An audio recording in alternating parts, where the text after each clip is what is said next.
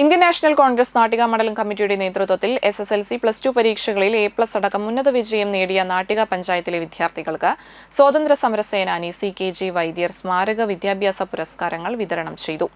പുരസ്കാരങ്ങളുടെ വിതരണ ഉദ്ഘാടനം AICC സെക്രട്ടറിയും മുൻ MPയുമായ TN പ്രതാപൻ നിർവഹിച്ചു.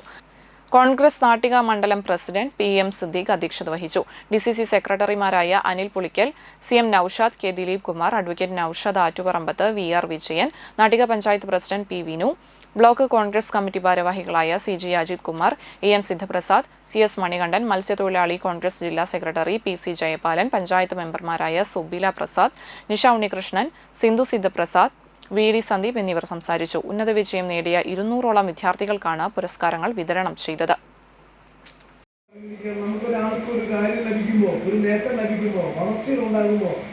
അതിൽ അസൂയയില്ലാതെ സന്തോഷിക്കാനുള്ള നാട്ടികക്കാരുടെ നന്മയുടെ മനസ്സുകൂടിയാണത്. ഒന്ന് എല്ലാ മക്കളും രക്ഷിതാക്കളും കൂടി കൈയടിക്കുക.